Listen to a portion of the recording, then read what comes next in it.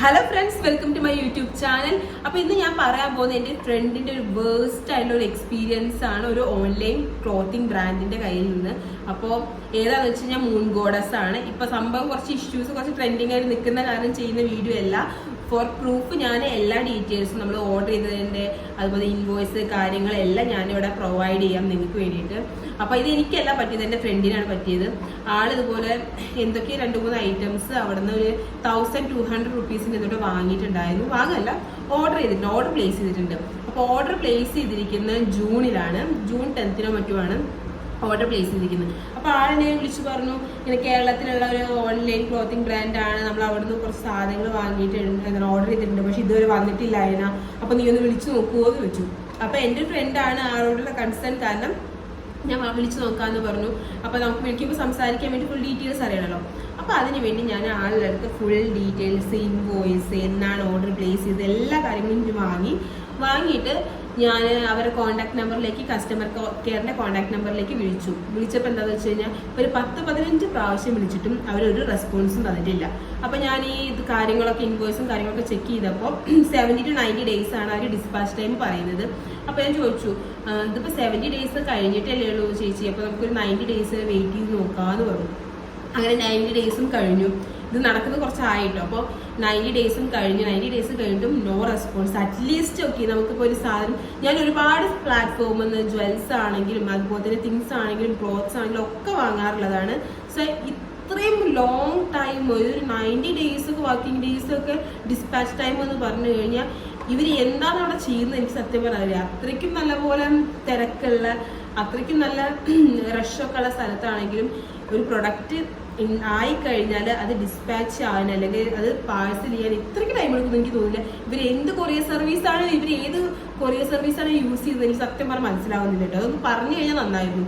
നമുക്ക് ഒന്നുമില്ലെങ്കിൽ കസ്റ്റമേഴ്സ് വിളിക്കുമ്പോൾ നമ്മുടെ ഈ കസ്റ്റമേഴ്സിന്റെ പൈസ കൊണ്ടാണല്ലോ ഇവർ ഗ്രോ ചെയ്യുന്നത്. അപ്പോൾ ആ ഒരു ഡെഡിക്കേഷൻ കസ്റ്റമേഴ്സിനോട് കാണിക്കുക.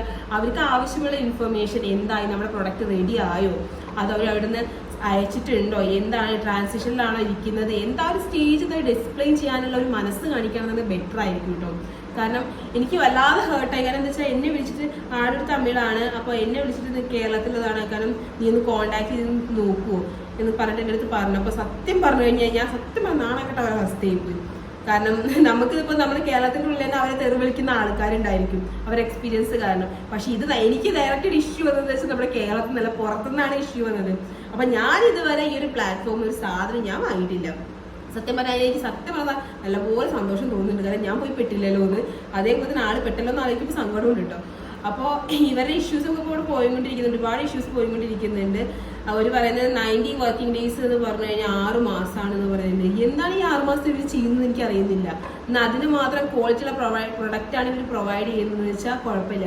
ഒരുപാട് പേരുടെ റിവ്യൂ ഞാൻ കണ്ടിട്ടുള്ള ഒരു കാര്യമാണ്, ഇവർ ഈ 90 days അല്ലെങ്കിൽ എത്രയോ 6 മാസം കൊണ്ടൊക്കെ ഇതാക്കുന്ന പ്രൊഡക്റ്റ് പറഞ്ഞു കഴിഞ്ഞാൽ വന്നു കഴിഞ്ഞാൽ ഒരു ക്വാളിറ്റി ഉണ്ടാവില്ല. മീഷോ എന്നൊക്കെ പറഞ്ഞു കഴിഞ്ഞാൽ ഫാർ ബെറ്റർ ആണെന്നൊക്കെ പറയുന്നുണ്ട്. അതുപോലെ ഇവർ വീഡിയോസിനൊക്കെ വേണ്ടി ഇവരിട്ട് കാണിക്കുന്ന ഔട്ട്ഫിറ്റ്സ് ഒക്കെ നല്ല ക്വാളിറ്റി ഉള്ളതും ലാസ്റ്റ് നമുക്ക് കസ്റ്റമേഴ്സിന് സെല് ചെയ്യുന്നത് ക്വാളിറ്റി കുറഞ്ഞ പ്രൊഡക്ട്സും ആണ്. അതുപോലെ ഇവരെ ആകെക്കൂടെ ഒരു ബ്രാൻഡ് ഇത് റീസൺ എന്താണെന്ന് വെച്ച് കഴിഞ്ഞാൽ നല്ല നല്ല സാധനങ്ങൾ പ്രൊഡക്ട്സ് ഇവർ അഫോർഡബിൾ റേഞ്ചിൽ കൊടുക്കുന്നു പറഞ്ഞിട്ടാണ്. ഈ 6 മാസം 7 മാസം ഒക്കെ ഒരു കുട്ടിയുടെ 28 നമ്മൾ സാധനം ഓർഡർ ചെയ്ത് കഴിഞ്ഞ് ചിലപ്പോൾ കല്യാണം കഴിഞ്ഞ് കുട്ടികളായി കഴിഞ്ഞാൽ ആ കുട്ടി 28 പോലും സാധനം കിട്ടാത്ത സിറ്റുവേഷനാണ്.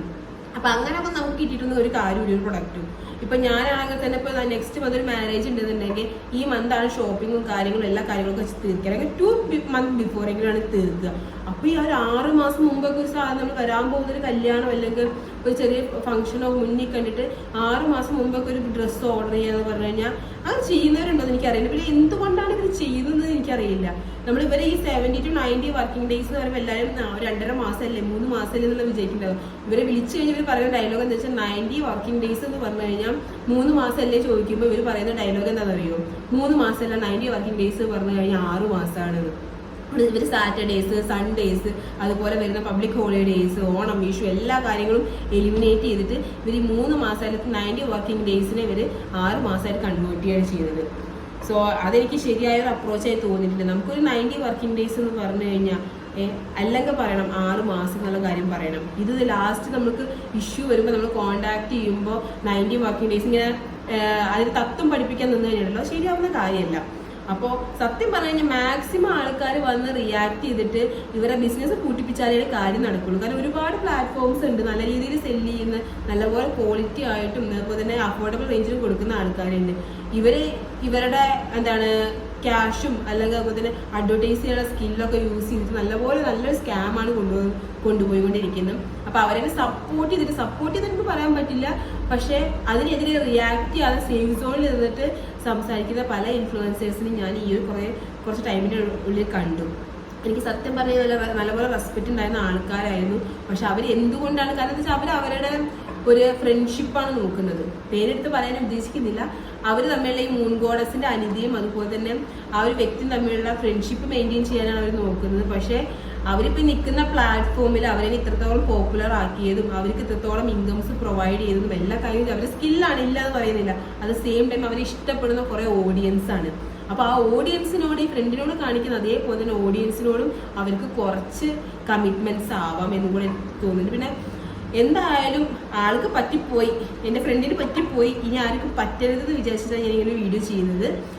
അപ്പോൾ ഇത്രയേ ഉള്ളൂ പറയാം.